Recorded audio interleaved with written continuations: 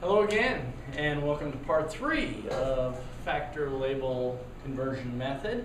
In parts 1 and 2, we discussed how to convert lengths, one-dimensional units, how to convert areas and volumes, 2 and 3-dimensional units in part 2.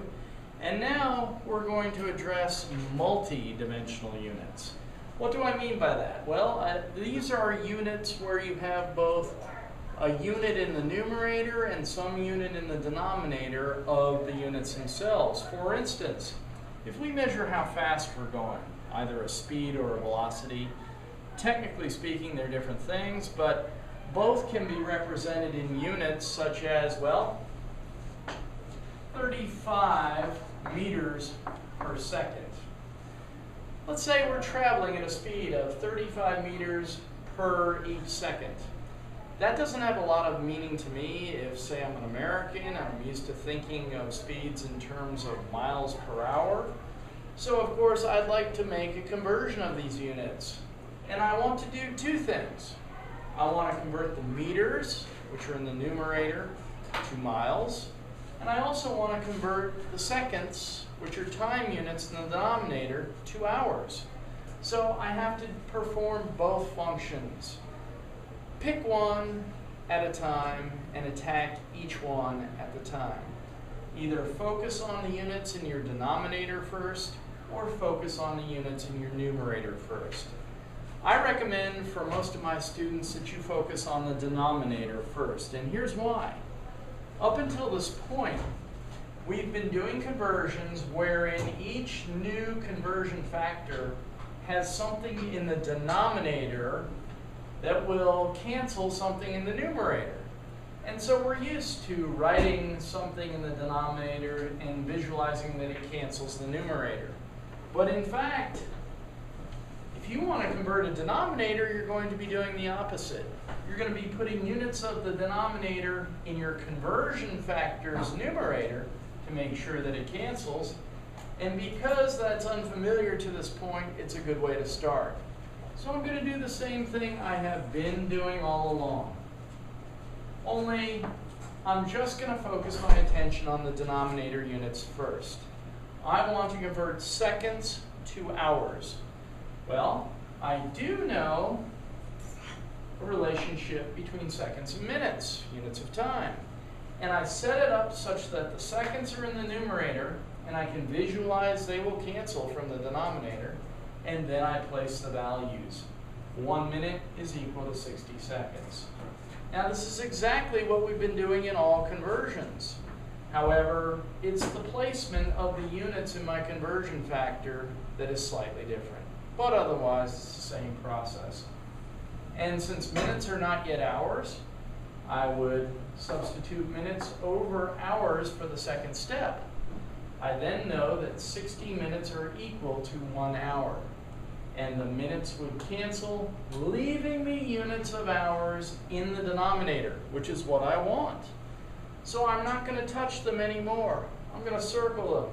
They are sacred. They are holy. Let them be. But I'm going to continue the conversion. I'm going to go to work on the numerator over here. And I want the meters to be converted to miles. Well, that's same old story. You got your metric. You want your British, you want to avoid becoming a greasy spot on the chasm floor separating the two, you need a bridge from metric to British.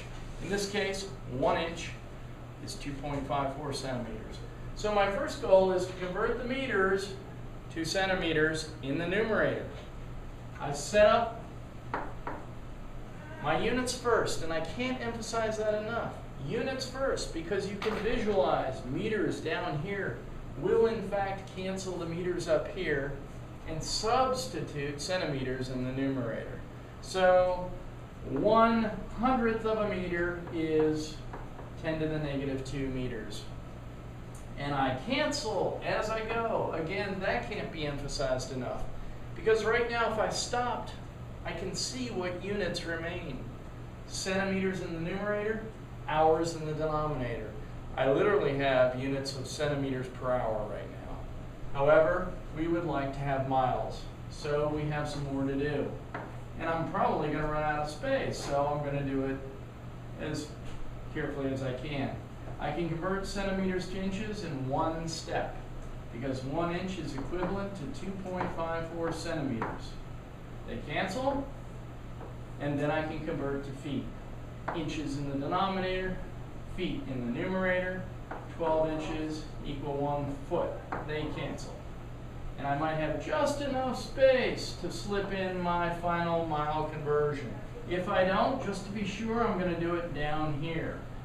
I know that I want feet in my denominator to cancel feet in my numerator. And I want miles. And 1 mile is equivalent to 5,280 feet. The feet down there will cancel the feet up there. And if this were all one straight line, and I didn't run out of space, I would see the only units remaining in the numerator are miles, and the only units remaining in the denominator are hours. So effectively, this entire process has converted 35 meters per second to me, a more recognizable miles per hour. And if I do the calculation, 35 times 60 divided by 10 to the negative 2 divided by 2.54 divided by 12 and divided by 5,280, my calculator gives me somewhere around, and I want 2 digits because this is exact, and exact. This is measured. It would become 78 miles per hour. And of course, that I can almost appreciate because of course the speed limits are usually 70 miles per hour. What if we all drove a safe and sane, as Edward Abbey used to like to say, 78 miles per hour? Well, that would be equivalent to 35 meters every second. So we have effectively made a multi-dimensional conversion. As a second example,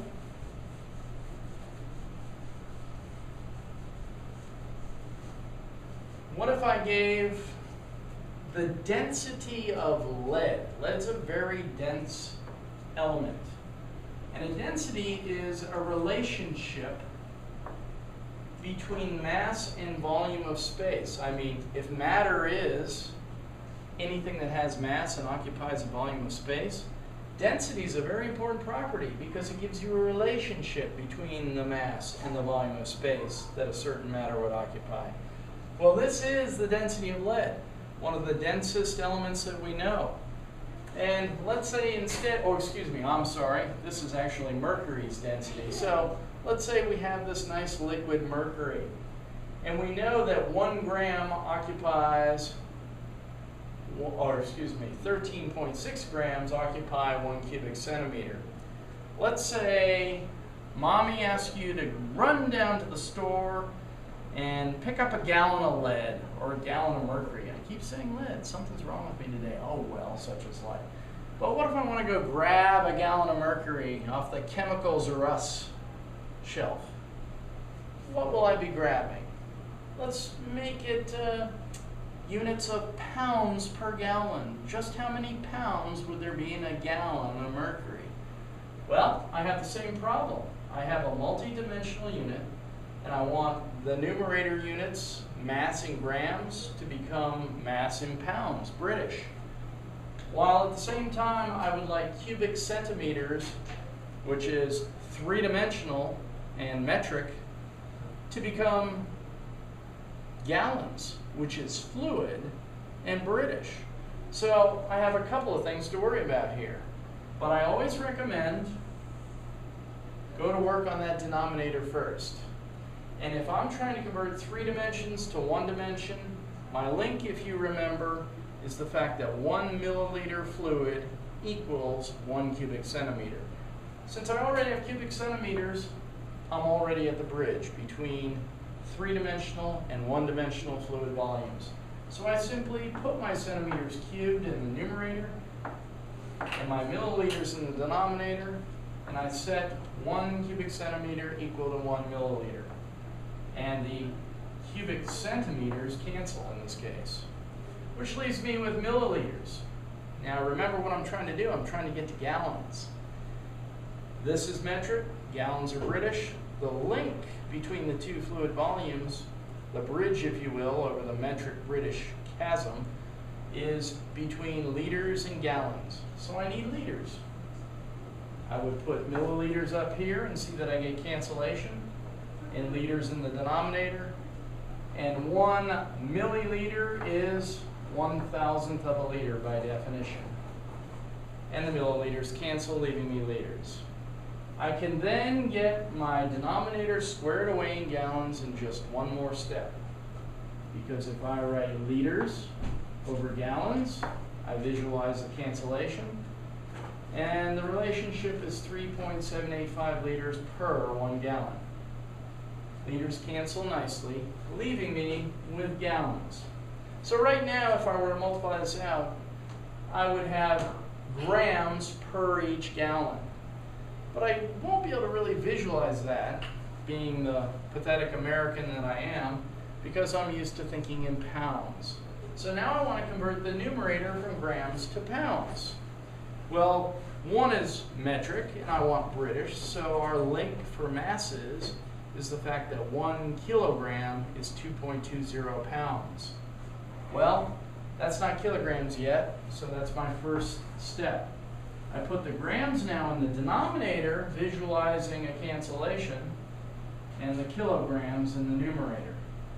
And I think that, hey, 1,000 of anything is 1,000 of those things. Those wacky chemists. Grams cancel, and I now have kilograms. And then to get pounds, one last step. Namely, I set up my units. I visualize the cancellation of kilograms and substitution of pounds. And I know that 1 kilogram is equivalent to 2.20 pounds British. Kilograms cancel. And it's like a fight, a gunfight at the OK Corral. The only two guys left standing when the smoke clears is pounds in the numerator, gallons in the denominator. So I've literally converted a ratio of grams per cubic centimeter to pounds per gallon. If you grab your calculator, and by the way, this is a measured conversion, so it only has 3 significant digits, not an infinite number of digits like an exact number would. This is also a measured conversion between the systems, and my measurement has 3 digits. So 3, 4, and 3, I want a 3-digit answer. If you tuck these numbers all into your calculator, 13.6 divided by 10 to the negative third times 3.785 divided by 10 to the third times 2.20 pounds, you press enter, you get 113 pounds per gallon. Not only have we performed another multi-dimensional conversion, but this is an interesting consideration. If mom tells you to run down to Chemicals R Us and grab a gallon of mercury, you better bring a couple of your closest friends, because this thing's going to weigh 113 pounds. So, another example of how to make a multi-dimensional conversion.